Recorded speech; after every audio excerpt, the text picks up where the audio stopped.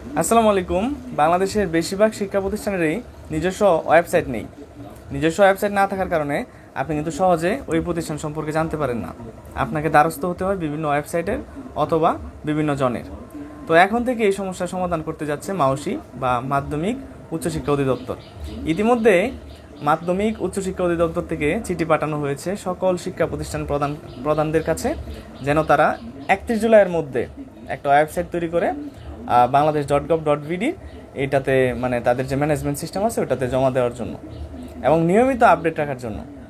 এটা হলে কত ভালো হয় একটা প্রতিষ্ঠান সম্পর্কে, মানে ওখানে টিচাররা কতজন আছে, তারপরে বিল্ডিং আছে কয়টা, স্টুডেন্ট আছে কেমন, হ্যাঁ বিভিন্ন মানে ল্যাবরেটরি আছে কিনা, লাইব্রেরি কেমন আছে, সব কিছু সম্পর্কে সম্যক ধারণা পাওয়া যায় যদি ওয়েবসাইট থাকে। তো গুছানো আরও কিছু কথাবার্তা আমি আপনাদেরকে বলবো। আমার সামনে আর্টিকেলটা আছে, এটা সবটা পড়ে দিই, তাহলে আপনারা সহজে বুঝতে পারবেন যে এখন থেকে মানে প্রত্যেকটা শিক্ষা প্রতিষ্ঠানে কি থাকবে, ওয়েবসাইট থাকবে। ওয়েবসাইটের মাধ্যমে যে কেউ ওই ওয়েবসাইটের যাবতীয় তথ্য মানে পাবে, স্কুল সম্পর্কে, স্কুলের অবস্থান, তারপরে স্কুলের টিচারদের অবস্থা, তারপরে রেজাল্টের কী অবস্থা, সব মিলিয়ে একটা প্রতিষ্ঠানের ভালো একটা আইডিয়া পাওয়া যাবে। তো আমি আর্টিকেলটা আপনাদেরকে পড়ে শোনাই, যেটা এখানে আমি পড়েছি যে সরকারি বেসরকারি সব শিক্ষা প্রতিষ্ঠানের নিজস্ব ওয়েবসাইট তৈরি এবং হালনাগাদের নির্দেশ দেওয়া হয়েছে। 31 জুলাইয়ের মধ্যে ওয়েবসাইট হালনাগাদ করে মাধ্যমিক ও উচ্চশিক্ষা অধিদপ্তরের এডুকেশন ম্যানেজমেন্ট ইনফরমেশন সিস্টেমের মডিউলে আপলোড করতে হবে। ঠিক আছে, 31 মানে জুলাইয়ের মধ্যে এটা করতে হবে, খুব দ্রুত করা লাগবে। তারপর এখানে বলছে মাধ্যমিক উচ্চশিক্ষা অধিদপ্তরের এক চিঠিতে এই তথ্য জানা গেছে। চিঠি সরকারি ও বেসরকারি প্রতিষ্ঠান প্রদান ও সংশ্লিষ্টদেরকে পাঠানো হয়েছে, যেটা খুবই ভালো খবর। তারপর চিঠিতে বলা হয়েছে এরকম যে মাধ্যমিক ও উচ্চশিক্ষা অধিদপ্তরের আওতাধীন আঞ্চলিক কার্যালয় এবং বেসরকারি সরকারি শিক্ষা প্রতিষ্ঠানগুলোর অনেকের নিজস্ব ওয়েবসাইট নেই। যাদের রয়েছে তাদের হালনাগাদ করা নেই, বেশিরভাগই কিন্তু নাই।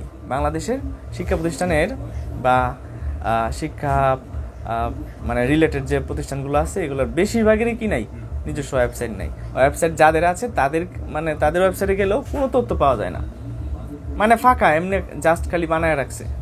ঠিক আছে, বলছে মন্ত্রিপরিষদ বিভাগের নির্দেশনা অনুযায়ী জাতীয় তথ্য বাতায়ন সম্পর্কে আমার একটা ভিডিও আছে, আপনারা চাইলে আই বাটন থেকে দেখে আসতে পারেন যে কীভাবে রেজিস্ট্রেশন করতে হয়। তো এই জাতীয় তথ্য বাতায়নের কিন্তু ওয়েবসাইটে এখন কিন্তু আরও বেশি আপডেট হয়েছে। আমি ভিডিওটা অনেক আগে বানাইছিলাম, তো সম্প্রতি আমি আরেকটা ভিডিও বানাবো যেন সহজে এটা রেজিস্ট্রেশন করা যায়, লগ ইন করা যায়। তো জাতীয় তথ্য বাতায়ন হচ্ছে bangladesh.gov.bd এই ওয়েবসাইটটা। এর অধীনে সরকারি প্রতিষ্ঠানগুলোর সরকারি আর্থিক ব্যয় সংকোচনের স্বার্থে স্বস্ব প্রতিষ্ঠানের আলাদাভাবে ওয়েবসাইট তৈরি করতে হবে। সবারই আলাদা আলাদা ওয়েবসাইট থাকলে খুবই ভালো। জাতীয় তথ্য বাতায়ন ফ্রেমওয়ার্কের আওতায় ওয়েবসাইট তৈরি করতে হবে এবং প্রয়োজনীয় তথ্য নিয়মিতভাবে হালনাগাদ করতে হবে।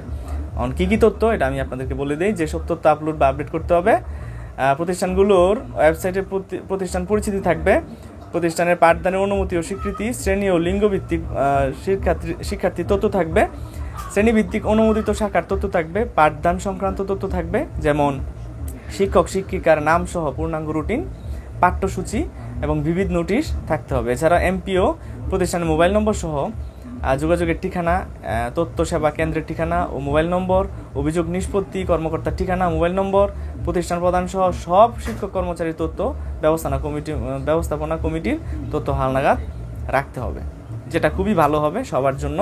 এতে করে মানে শিক্ষার মান উন্নয়নটা ঠিকঠাক মতো করা যাবে। যে কেউ ওয়েবসাইটে ঢুকে প্রতিষ্ঠান সম্পর্কে জানতে পারবে এবং প্রতিষ্ঠানের যে মানে অবনতির যে দিকগুলো আছে এগুলো মানে সারায় উঠতে পারবে, মানে ভালো করতে পারবে একটা শিক্ষা প্রতিষ্ঠান। তো এই ছিল ভিডিওটা আর কি। ভিডিওটা ভালো লাগলে শেয়ার করে দিবেন। আর কি বলে এটাকে, এই 31 জুলাইয়ের মধ্যে কিন্তু প্রধান শিক্ষক এইগুলা মানে করবে আর কি। তো এটা মনে করি আমি খুব সহজ কাজ, কারণ banbase.gov.bd এরকম একটা ওয়েবসাইট আছে, banbase শিক্ষা পরিসংখ্যানের, ওখান থেকে তথ্যগুলো কালেক্ট করেও আপডেট করা যাবে খুব ইজিতে। এটা মানে প্রধান শিক্ষক করে থাকবেন আর কি, হেড টিচার। তো এই ছিল ভিডিওটা ভালো লাগলে অবশ্যই শেয়ার করবেন। আর আমার এই চ্যানেলটা কিন্তু আস্তে আস্তে বড় হচ্ছে আপনাদের সাপোর্টের কারণে। আপনারা সাপোর্ট দিচ্ছেন বলেই চ্যানেলটা এগিয়ে যাচ্ছে। আরও সাপোর্ট দিবেন, আর যারা নতুন দেখতেছেন অবশ্যই সাবস্ক্রাইব করে দিবেন। ধন্যবাদ।